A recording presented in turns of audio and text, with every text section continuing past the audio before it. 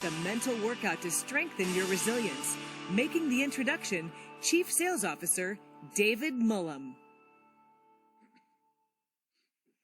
Hey everyone, I'm thrilled to be kicking off our adventure together with #1 New York Times best-selling author, award-winning storyteller, podcast host, and former monk Jay Shetty. He is on a mission to make wisdom go viral. His viral videos have been viewed more than 8 billion times. Yes, that is billion with a B. He is followed by more than 40 million people across social media. His podcast, On Purpose, is consistently ranked as the #1 health podcast in the world. He was also named in the Forbes 30 Under 30 for being a game changer in the world of media. In his new book, Think Like a Monk, one of mine, so many of us within USANA's new favorites, Jay Shetty simplifies the timeless wisdom he learned as a monk into practical, actionable steps to train your mind for peace and purpose every day. Mr. Shetty has graciously donated 100 books for us to give away to you. So here's what you need to do. Actively engage in the live chat below. We will randomly select winners based on who is chatting. And now it is with great pleasure that I introduce to you Jay Shetty. Hi, Jay. Hi, David. Thank you so much for having me. I'm so grateful to be here. It's great to have you with us, all the way from California, I understand. Yes, absolutely. It's 6:30 p.m. in the evening here, but I'm full of energy and so grateful to be with you, Sana. Well, we are so grateful to have you here today to teach us about the lenses through which we view resilience and how to achieve it. And so I'm just going to hand over to you and let the time be yours. Thank you so much, David. I really appreciate it. And right, everyone who's watching, whether you're back at home, wherever you are in the world, a big, warm welcome from me. Thank you so much for having me. I'm so grateful to be with you all. I really do wish I was live with each and every single one of you, but I'm so happy and honored that we get to spend this time together to talk about the most important theme and subject in our own lives: building resilience and mental strength. Now, if you were in front of me right now as an audience, I'd say to you, how many of us know we need to build resilience and mental strength? And I'm pretty sure all of us would put our hands up right now. Nod away, put your hands up, say yes in the comment section if you feel you want to build your resilience and your mental strength. The good thing is that building our resilience and building our mental strength is just like building a muscle. It's just the same thing. We can build it. We can train it. It's possible for each and every single one of us. Whether you feel you're already resilient or not, we can refine it further. Whether you feel that you already have mental strength or not, we can build it further. And today I'm going to share with you 3 key principles that will help us build our resilience and our mental strength. So if you're ready to go, say ready in the comments. I'm ready to dive in with you all as well. And I want to start with sharing something that underpins all of the 3 reflections I'm going to share with you today. Now, this equation that I'm about to share with you was told to me by one of the guests on my podcast around 2 years ago. Now, if you listen to my podcast On Purpose, then you can guess which guest you think said this equation. And if you don't, then you can guess anyway. So the equation goes something like this: pain plus reflection equals progress. Let me say that again. Pain plus reflection equals progress. Write it down. Take note of that. When my guest said this to me around 2 years ago now on my podcast, I've never been able to forget it. The reason why it's such a powerful equation is that we all go through pain. We all experience pain. And all of us, I'm sure, agree we all want progress. How many of you want progress when you're going through pain? And the key ingredient that's often missing is reflection. The amazing thing about that equation is if you remove the word reflection, you lose progress. and all you're left with is pain. So today, what I'm going to share with you are 3 reflections that are going to help us turn our pain into progress, that are going to help us turn our challenges into mental strength, and turn our obstacles into resilience. Now, for those of you who've been guessing, the guest that said that to me was none other than Ray Dalio, the author of Principles and the founder of Bridgewater Associates. It's a brilliant book, and I've learned a lot from Ray, who's a dear friend. Now, the first reflection that I want to share with you is a story that was often told by the Buddha. And this story is about a person, just like you and me, who was on a journey. And on their journey, they came across an obstacle. Now, we all know what that looks like. This person's obstacle, however, was a fast-flowing, gushing river. And they needed to get to the other side. They knew that if they stepped foot inside the river, they would get swept away and taken away in a moment. So what they thought was that maybe they could float on a piece of wood or a plank of wood or something they could find. And they put that item into the river, and within seconds, that piece of wood was completely taken away. They faced failure. And they realized that they needed something that was stronger. They decided to craft a raft. They laid down the bamboo. Both sides, they laid down some wood. They found some rope, tied up the corners this time. They weren't going to take any chances the second time. They even built an oar. This time they got on top with a little bit more confidence, but still a bit of anxiety.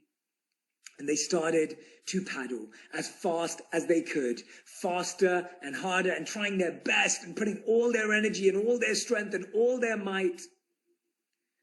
And finally, they made it safely to the other side. When this person reached the other side, they thought to themselves, I was saved by this raft.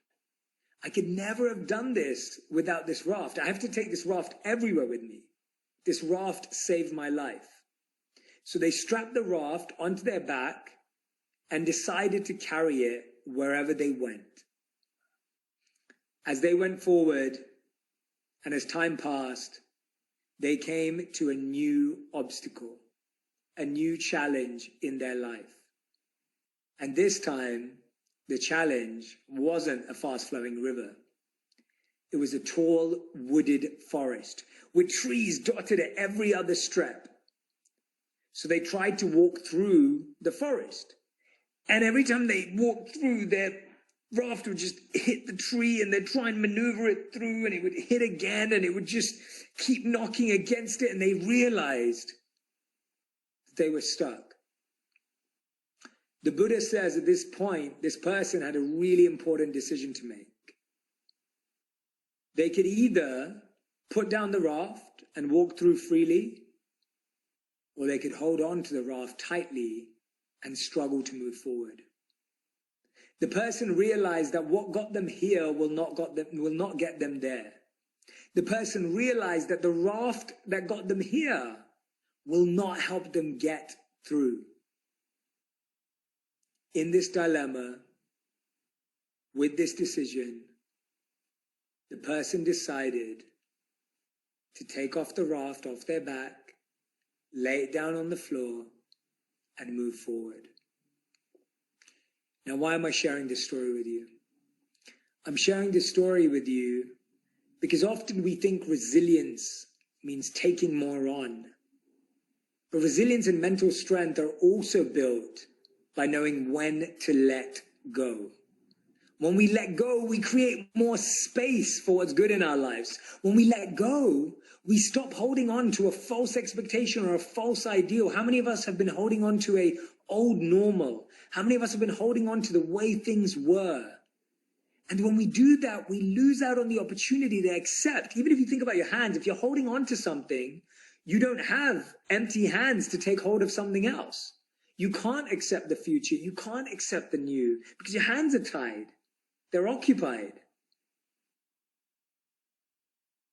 So I want to ask you to reflect today. You can write this down as well. Your reflection is, what are you letting go of? What are you leaving behind? Even if it's uncomfortable at first, what are you ready to leave behind and let go of so that you can walk freely through the next challenge? Often what makes a challenge harder is we're holding on to the tools that are no longer useful. We're holding on to the habits and the mindsets that are no longer needed. We need new habits for a new time. I'm going to share with you 4 of the habits that we can make space for. And these 4 habits, you can practice them for 2 to 3 minutes each a day. That's a total of 12 minutes of your time. And simply practicing these every day for 2 to 3 minutes each, you will get an opportunity to experience how you can build the muscle of resilience and mental strength. I want to put the power right into your hands. I want you to recognize that the power to heal, the power to transform, the power to grow yourself is within you when you practice these 4 habits. And these 4 habits come in the form of an acronym called TIME, T-I-M-E. The T stands for thankfulness. Gratitude is truly a superpower. And why? Not just because it sounds good, but because it's scientifically proven to boost your mood. It's scientifically proven to improve your immunity and build your bonds and relationships. But now many of you may keep a gratitude journal, or maybe you've heard that before, to write down what you're grateful for. There's a particular technique that actually accelerates gratitude to have the result that I just talked about. It's not just any type of gratitude that has those amazing benefits. It's a specific type of gratitude. So this type of thankfulness, I want to share with you through a little exercise. I want you to think about 2 of your best friends' names outside of your family or your partners. 2 of your best friends' names. And pick those names, write them down.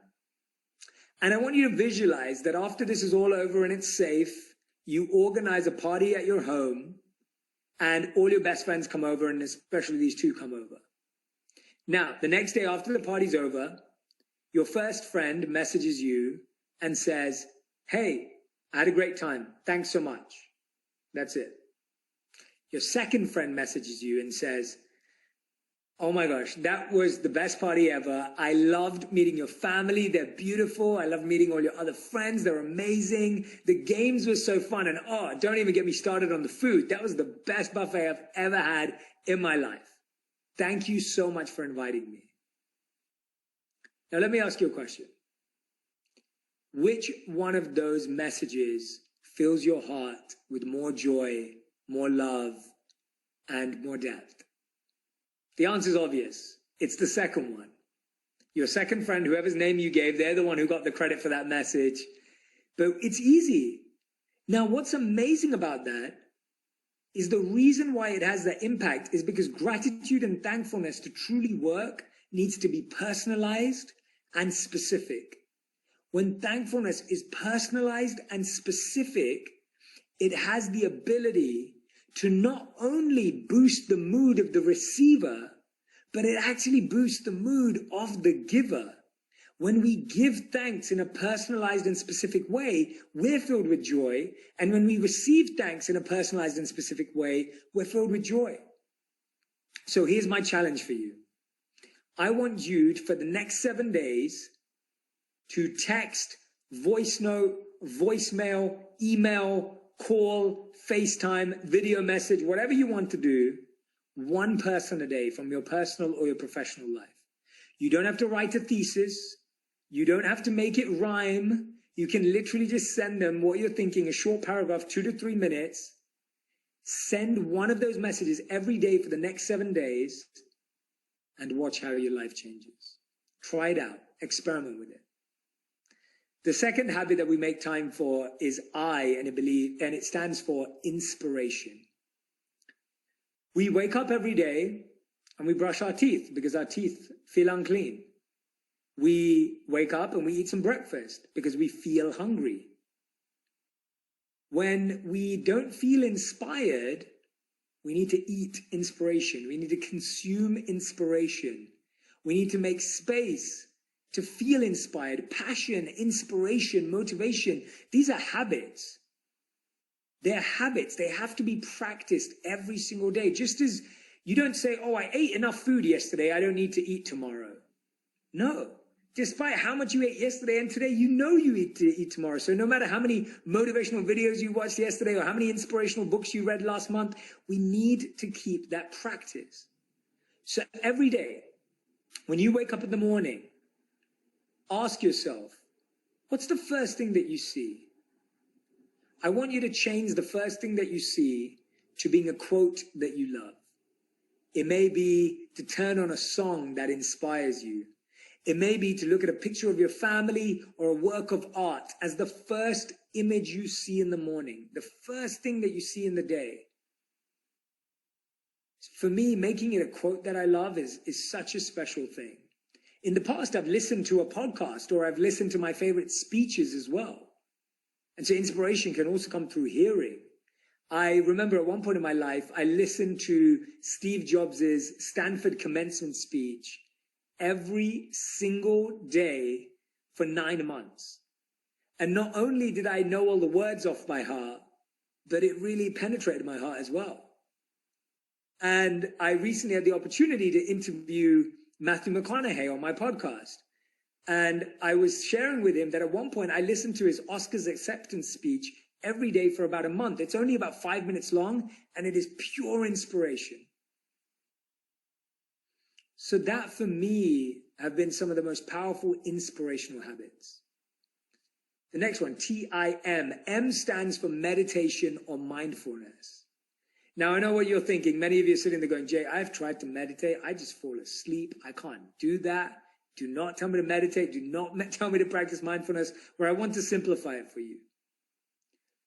You would never cancel an important meeting with someone else, but you never schedule one with yourself.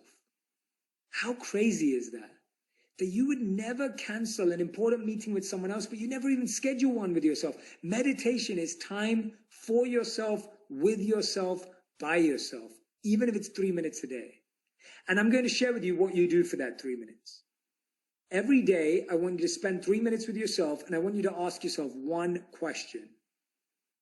The question is, what is the one thing I need to do today in order to make today a great day? How many times have you had it in your life where you check off everything off your to-do list, you've completed all your tasks, but you still feel unfulfilled? You still feel like you're incomplete. It's because you haven't done the one thing that day that makes you feel like a success.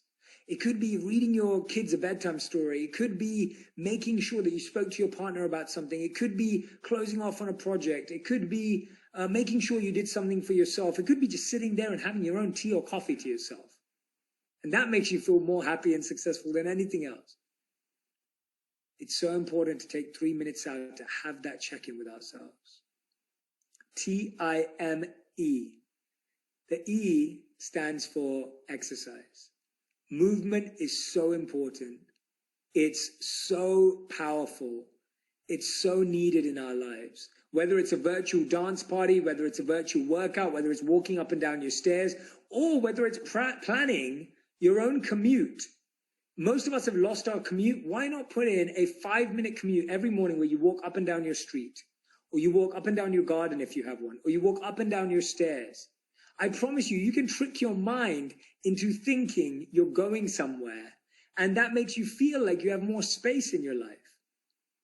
I also know that a lot of people have been using Fitbits or Oura Rings or all these different ways of measuring their steps, and turning it into a competition actually does help. I know people who are literally going for walks at 9 p.m. to beat their family in a game of 10,000 steps. That's right, it's a game now. Whatever it is that helps you have that movement in your life, these are the 4 habits. Now, the reason why I speak about these 4 habits is because these are the 4 habits I was trained in when I lived as a monk. So for those of you who do know, I lived as a monk for 3 years. And if you don't know, you just found out. I graduated from Cass Business School when I was 22 years old. And I turned down job offers in the city to go and live as a monk, mostly in India and traveling across Europe. In that time, we built sustainable villages, we fed the homeless and young children, we taught meditation, we studied, we focused on mind mastery in ourselves. And what I loved about living as a monk is that the morning was for yourself and the rest of the day was for service. So the morning was spent doing these 4 habits and practices, building up our own shield, putting on our own armor, getting prepared for the day, training for the day. And for the rest of the day, we were out serving and helping others. Similarly, in your work, you spend the whole day serving your family, your clients, your customers, colleagues, people that you work with. It's so important that you use your morning to get set for yourself. The amazing thing about these 4 habits is that if we start our day with them, they start us off on a positive note. There's something really, really interesting. Studies show that 80% of us, the first thing we see in the morning is our phones, before we see our partners and before we see our kids. And the last thing we see at night is our phone, after we see our partners and after we see our kids. Our phone gets more FaceTime than some of the people that live in our lives. Now, the amazing thing about waking up to your phone is, imagine you wake up and you're at 0, right? You're at neutral. When you wake up to your phone, you're waking up to news, notifications, negativity, and noise. I don't need to tell you that. You already know it. So you start your day on a -4, and you spend the rest of your day trying to get back up to 0 if you're lucky, probably at a -1. But if you start your day with thankfulness, inspiration, meditation, exercise, you start your day at a +4. Now, even if the day is tough, and we know our days can get tough, you end up at a +1. It's incredible to see how starting off strong sets us up for a better day than starting off weak and trying to make up for it later. It gets harder and harder as the day goes on. Just like traffic gets worse, the traffic in our mind gets worse to really center ourselves and feel focused. So I want us to remember those 4 habits as the first principle and reflection on developing mental strength and resilience. I hope you're with me. I hope that makes sense. I hope that connected. I hope I've given you some new ideas and new ways of rethinking some of these old habits. And I hope you've really reflected on what you can let go of. I now want to move to reflection number 2 and principle number 2. This is about how you build mental resilience and strength in your workday, but also how you build it with your colleagues and how you plan and create a vision for success. We've talked about what we need to let go of. Now, how do we need to reorganize and edit our lives so that we can actually achieve our goals, so that we can actually achieve our targets, so that we can actually achieve our dreams?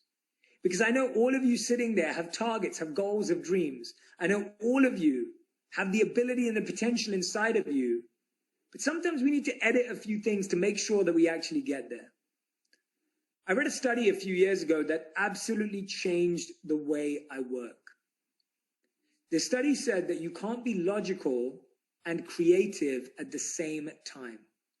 What that means is, if I'm in a brainstorm meeting, I can't suddenly go to a numbers meeting and perform. I can't move from a data meeting to an innovation meeting and perform. I can't move from an innovation meeting to a statistics meeting and perform. You can, and you might be able to get away with it for a few years, but you're literally stretching and potentially snapping your mind's ability to actually do that. We function better when we time block logical time and creative time.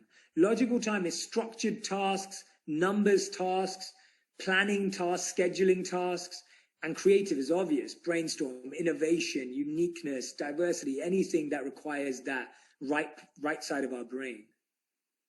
So what I do now is I do logical days and creative days, logical mornings and creative afternoons, creative mornings and logical afternoons. As much as I can create distinctions between these times, I'm actually able to increase my mental focus.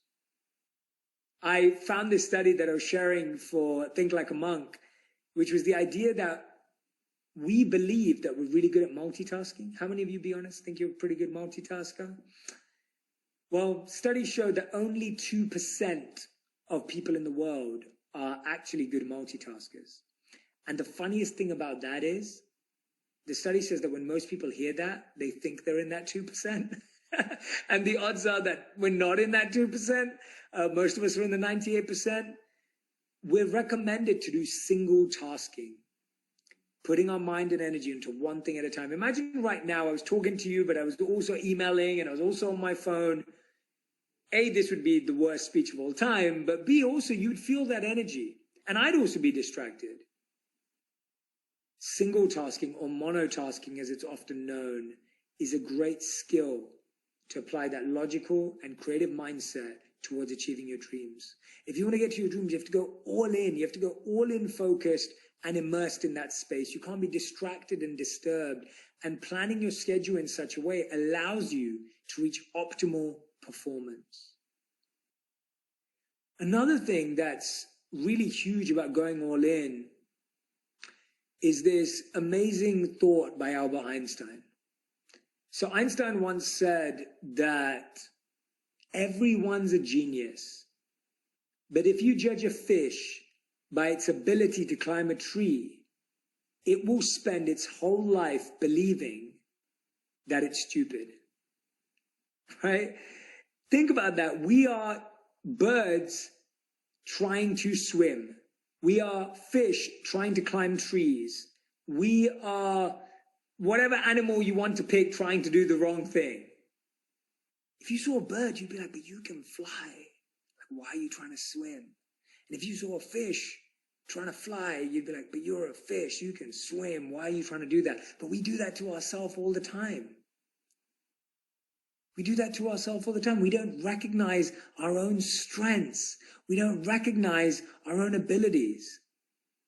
Research shows when they looked at how the most healthiest, wealthiest, and wisest people spend their time. Imagine I was to give you 100 hours of self-development. I was going to invest in 100 hours of your self-development. How would you divide 100 hours into what you're good at, what you're average at, and what you're bad at? Would it be 95-5? Would it be 50, 25-25? Would it be 33, 33, 33? Would it be 20, 20, 60? How would you divide it? Think about that for a moment.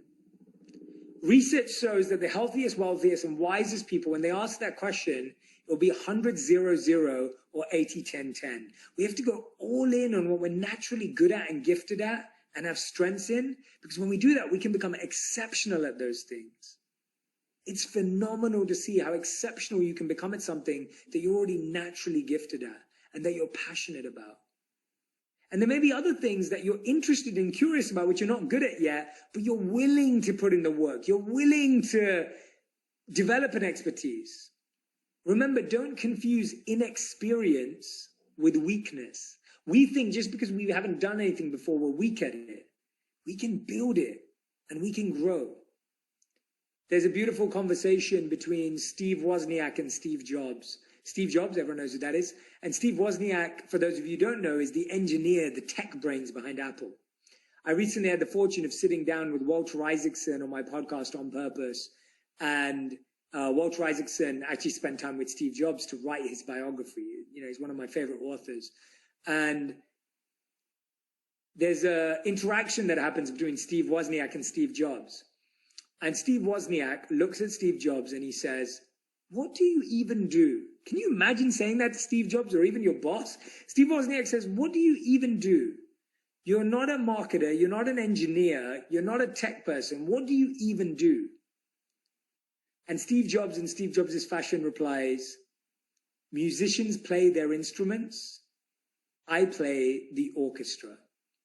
Now, the reason why I'm sharing that story is because Steve Jobs wasn't the best marketer or engineer or artist or whatever it was, but he knew that his skill set was bringing the team together to create, you know, one of the most innovative products of our time. Knowing your strength, knowing your abilities and your skills allows you to have a much greater impact and then surrounding yourself with people that have the complementary skills and abilities in your life. In the beginning, you may have to do it all, but the more and more you can in your career, in your industry, that you can go all in and really analyzing what are your skills? What are your strengths? Because you have them.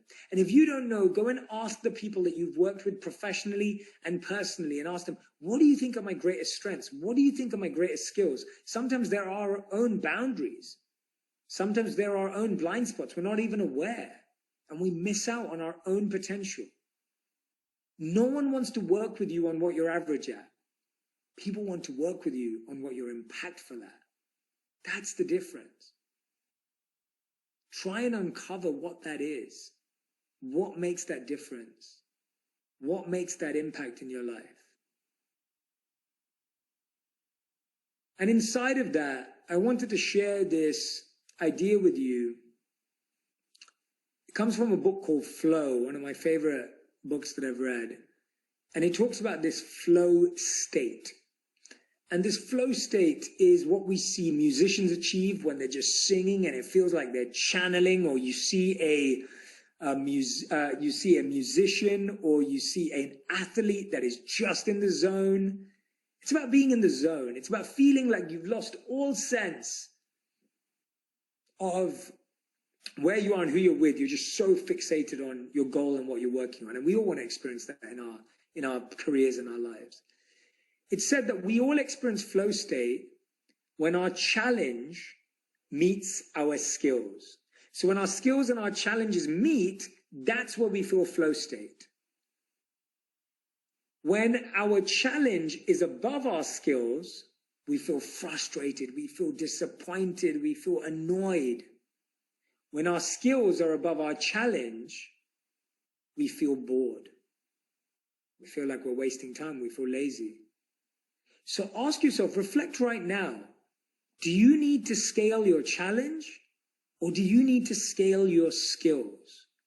To experience flow state, there's some lack of alignment there. There's some part of that that's not fitting right, that's not matching, that there isn't synergy on. Is it that your skills are too high and your challenge is too low? Or is it that your challenge is too high and your skills are too low? Most people are missing a skills gap. It's not that we don't have the potential. It's not that we don't have the skills. It's not that we don't have the ability inherently within us. It's because we've stopped investing in our own growth. We've stopped investing in our own power. I invest in coaching all the time. I really believe in coaching, whether it's physical, mental, emotional. I'm surrounded by coaches and mentors in my life so that I'm always improving, that I'm always getting better. Some of those coaches may be in books. They may not even be people that I've ever known. I really believe you can be mentored by people you've never met. You can truly be transformed by people just by studying their story. You don't have to know them personally. You don't have to be able to call them on the phone. You truly, truly can. So I encourage you with that second reflection to reflect on what are your strengths? Where do you need to put the spotlight? And then what are the weaknesses that you have that you can build up and strengthen in order to meet your challenge? It may even be a skill that you have that you just haven't trained in a while and it just needs developing. It just needs to be built up. It's really, really important to figure that out.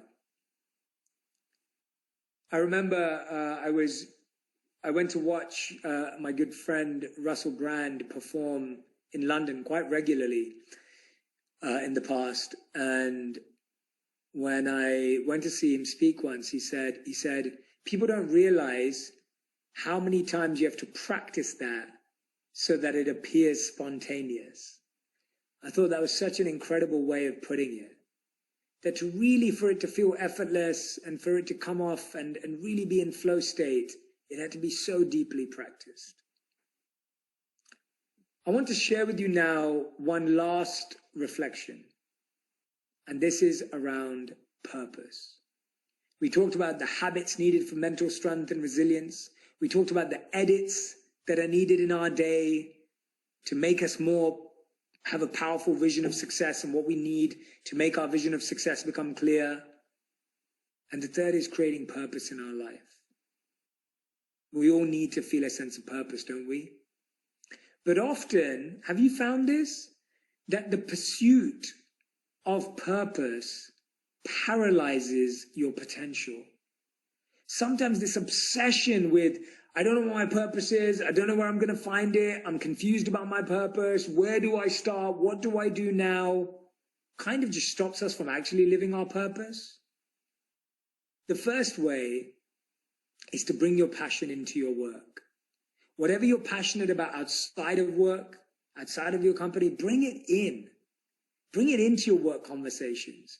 Bring it into your meetings. Bring it into your energy of your clients and customers, because I promise you, it will make you so much more powerful and unique. Because what we're all missing today is a human purpose, a human connection to someone as a human, not as a robot, not as a social media profile, but as a human. I want to share with you an amazing story of a study conducted by Amy Wisniewski and her team at the Yale School of Management. They set out to think about what they believed was the most difficult job in the world. A big task. Now, I'm going to tell you right now, disclaimer, that job was not my job and it was not your job either. I promise you it was not the hardest job in the world. There was something harder. The job they decided to choose was hospital cleaners. They found through all their research that the most difficult job in the world was the job of a hospital cleaner. Why? Because they had to clean up rooms, they had to clean up canteens, they had to clean up after people ate, they had to clean up after people used the restrooms and the toilets, they had to clean up after people passed away. Now, an extremely difficult job. So whenever they went to interview these cleaners, they asked some of them, what do you do every day? They'd say, we clean, we do janitor style work, housekeeping style work, admin style work, we're cleaners. They described themselves as low-skilled labor. They then asked some other cleaners what they did every day. Now, bear in mind, these cleaners did exactly the same work in the same hospitals. When they were asked to describe themselves in one word, they used the word healers. They did the same exact job in the same hospital. Some cleaners described themselves as cleaners. Some described themselves as healers. Why? Because the ones that described themselves as healers saw them as part of the healing journey of the patient and the patient's family. They saw themselves as carers, as supporters, as people who are integral into the healing journey of the patient and the patient's family. They saw themselves as part of that. And because of that, they came to work with a fresh perspective, with a deep sense of purpose. They did the same work and the same job. But as Amy Wisniewski and her team coined it, job crafting. People who were able to edit or craft their jobs, meaning to what they were doing it for and why they were there, transformed what they felt. And as Wayne Dyer said, when we change the way we look at things, the things we look at change. Right? When Wayne Dyer said that, it completely moved me. When we change the way we look at things, the things we look at change. Sometimes we need to look up from our devices. We need to look up from our laptops. We need to look beyond our PowerPoint presentations. We need to look beyond our Excel spreadsheets. We need to look beyond our screens and really ask ourselves, what is the purpose of our work? Is it helping you take care of your family and your children and give them a great education? Is it helping you provide for someone you love? Is it helping you take care of customers and clients and their families? What is really happening behind the scenes beyond that Excel spreadsheet, that little conflict, that deal that didn't work out? What is truly, truly, truly going on? That's what purpose is. Purpose is the deep reason for why you get up in the morning. And we all have it. We all have it, and we can all have it in the work we have if we simply reflect. If we simply give ourselves that opportunity to reflect. So today we started with Ray Dalio's amazing words of pain plus reflection equals progress. I gave you 3 reflections. 1 reflection for what you need to let go of and the habits to make space for. 1 reflection for what are your true strengths that you need to invest in. And what are the weaknesses, either in your challenge or your skills, to get to that flow state. And the 3rd reflection I asked you to do just now is to reflect on your reason for turning up and the true impact of your work. Not the amount of money, but what you do with it. To really think about the impact, the positive impact you have on your clients and the people around you. The things that your work provides for with your own family and the people that you love. Those 3 reflections are where all of the resilience is. Going to end with one last story that I want to share with you. And this story is a personal one. When I moved on from being a monk to coming back to the real world, this was around 8 years ago now. And I really didn't know what I was going to do. I was extremely lost and confused because I'd been a monk for 3 years. And surprise, surprise, I was rejected by 40 companies because they didn't want someone with monk on their resume. They were wondering, what's your transferable skills? Being quiet and sitting still? We definitely don't need anyone who can do that. And so I was going through a lot of rejection. I was going through a lot of failure. I was going through a lot of setback. 40 companies rejected me without an interview, by the way. And it was at that time that all of my monk training came into practice. It was at my lowest point, at the point where I was experiencing the most amount of pain, that the same principles I've just shared with you today came to my rescue. It was amazing for me to see that being a monk was like being at school, and the last 8 years have been the exam. And I've just given you my cheat sheet and my code for the exam. What I've shared with you today are just not ideas and concepts. They are tried and tested tools and principles that I've employed over the last 8 years to find my place in the world, to find my purpose, to build resilience, to get through the tough times, and to develop the habits and practices so that I can try to serve you all today and serve through all the work I do. It's in these moments, the tough years, that you look back and have your best memories when you choose to move out of them, when you choose to build out of them, when you choose to lay the bricks, when you choose to pave the path at this time. Those are the moments that will count, I promise you. Now, I've shared a lot of ideas with you today, and a lot of different tools and insights and takeaways, a lot of strategies and steps. And I have just one recommendation for you.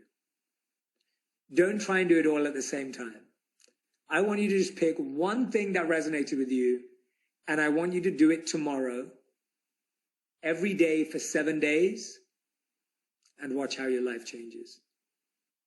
Thank you so much for listening. I'm so grateful we got to spend this time together, and I'm so excited to head back to David and for you to hear about next steps. Thank you, everyone. Thank you so much for listening, and thank you for all the love on Instagram and social media. Just before I came live, I was browsing through my DMs, and I saw so many of you tagging this event.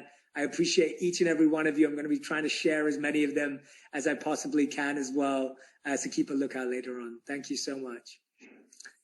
Wow, thank you, Jay. I mean, there's literally thousands and thousands of people all over the world cheering you on right now and applauding you. We just appreciate you. You're now part of the Usana family.